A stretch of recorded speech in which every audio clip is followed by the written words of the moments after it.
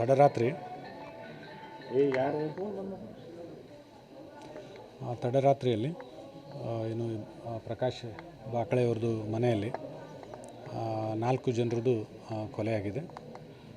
ಈ ಬಗ್ಗೆ ಪೊಲೀಸ್ಗೆ ಮಾಹಿತಿ ಬಂದ ತಕ್ಷಣ ನಾವು ಇಲ್ಲಿ ಸ್ಥಳಕ್ಕೆ ಬಂದಿದ್ದೀವಿ, ಎಲ್ಲ ಪರಿಶೀಲನೆ ಮಾಡ್ತಾಯಿದ್ದೀವಿ.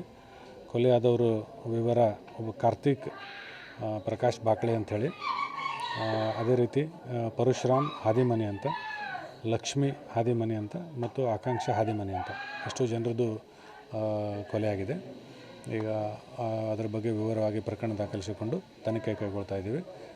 ಯಾರು ಈ ಕೃತ್ಯದಲ್ಲಿ ಭಾಗಿಯಾಗಿದ್ದಾರೆ ಅವರನ್ನು ಕೂಡಲೇ ದಸ್ತಗಿರಿ ಮಾಡಿ ಮುಂದಿನ ಕಾನೂನು ಕ್ರಮ ತಗೊಳ್ತೀವಿ. ಸರ್, ಎಷ್ಟು ಗಂಟೆಗೆ ಬಂದರು, ಹೆಂಗೆ ಗೊತ್ತಾಯ್ತು ಇವರಿಗೆ? ಈಗ ಇದ್ರದ್ದು ಅವ್ರಿಗೆ ಹೇಳೋದು ಸುಮಾರು 2ರಿಂದ 3 ಗಂಟೆ ಒಳಗೆ ಆಗಿರ್ಬೋದು ಅಂಥೇಳಿ. 3 ಗಂಟೆ ನಂತರ ಅವ್ರಿಗೆ ಗೊತ್ತಾಗಿದೆ ಅಂಥೇಳಿ ಪ್ರಾಥಮಿಕವಾಗಿ ಗೊತ್ತಾಗಿದೆ. ಸೊ ಅವ್ರು ಹೇಗೆ ಬಂದರು ಏನು ಅನ್ನೋದು ಅವ್ರು ಕೆಲವು ನಮಗೇನು ಮಾಹಿತಿ ಕೊಟ್ಟಿದ್ದಾರೆ, ಆ ಬೇಸ್ ಮೇಲೆ ನಾವೆಲ್ಲ ಪರಿಶೀಲನೆ ಮಾಡ್ತಾಯಿದ್ದೀವಿ. ಮೇನ್ ಡೋರ್ ಕ್ಲೋಸ್ ಇತ್ತು ಅಂತ ಹೇಳ್ತಾರೆ ಸರ್. ಅವ್ರು ಬಂದು ಒಳಗಡೆ ದುಷ್ಕರ್ಮಿಗಳು ಒಳಗಡೆ ಬಂದದ್ದು ಹೆಂಗೆ, ಅಥವಾ ಇನ್ನು ಮಲಗದಲ್ಲಿ ಕೊಲೆ ಮಾಡಿದ್ರು ಅಥವಾ ಅವರು?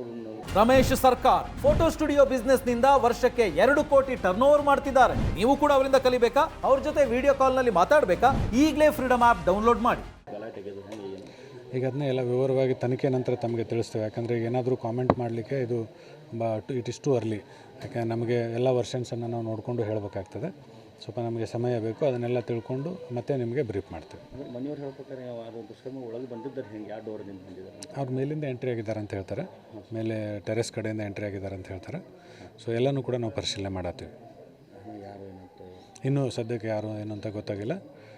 ಎಲ್ಲ ಮೂಲಗಳಿಂದ ತಿಳಿದುಕೊಂಡು ನಾವು ಸಾಧ್ಯದಷ್ಟು ಬೇಗ ಅವ್ರನ್ನ ದಸ್ತಗಿರಿ ಮಾಡ್ತೀವಿ. CC ಕ್ಯಾಮ್ರಾದೆಲ್ಲ ಅಳವಡಿಸಿದ್ದಾರೆ ಸರ್, ಅದನ್ನು ಪರಿಶೀಲನೆ ಮಾಡ್ತಾಯಿದ್ದೀವಿ. ಸೊ ಅದು ಪರಿಶೀಲನೆ ಮಾಡಿ ಅದ್ರ ಬಗ್ಗೆ ಅದರಿಂದನೂ ಕೂಡ ಏನಿದೆ ಎಲ್ಲ ಮಾಹಿತಿಯನ್ನು ಸಂಗ್ರಹ ಮಾಡ್ತೇವೆ. ಅದೇ ಅಂದರೆ ಏನೇನು ಎಲ್ಲರದ್ದು ಒಪಿನಿಯನ್ಸ್ ತೊಗೊಂಡು, ಅಂದರೆ ಈಗ ಬಂದಿದ್ದೀವಿ. ಸೊ ಎಲ್ಲ ಒಪಿನಿಯನ್ಗಳನ್ನ ತೊಗೊಂಡು ಯಾರ್ಯಾರು ಏನು ಒಪಿನಿಯನ್ ಕೊಡ್ತಾರೆ, ಯಾರ್ಯಾರು ಅದಕ್ಕೆ ಕನೆಕ್ಟೆಡ್ ಇದ್ದಾರೆ ಎಲ್ಲ ನೋಡಿಕೊಂಡು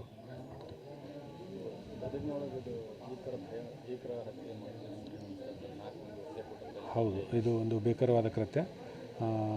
ಇದು ಆಗಬಾರ್ದಾಗಿತ್ತು. ಬಟ್ ಯಾವ ಕಾರಣಕ್ಕಾಗಿದೆ, ಯಾರು ಮಾಡಿದ್ದಾರೆ ಅಂತ ನಮಗೆ ಕಂಪ್ಲೀಟ್ಲಿ ಗೊತ್ತಾದ ಮೇಲೆ ಒಂದು ಕನ್ಕ್ಲೂಷನ್ಗೆ ಬರಲಿಕ್ಕೆ ಹೆಲ್ಪ್ ಆಗ್ತದೆ.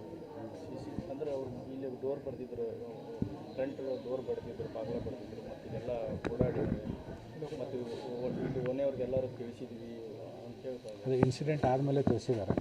ಇನ್ಸಿಡೆಂಟ್ ಆದಮೇಲೆ ಅವರು ಕೆಲವರಿಗೆಲ್ಲ ಫೋನ್ ಮಾಡಿದ್ದಾರೆ, ಅದು ತಿಳಿಸಿದ್ದಾರೆ. ಬಿಫೋರ್ ಇನ್ಸಿಡೆಂಟ್ ಅಲ್ಲ.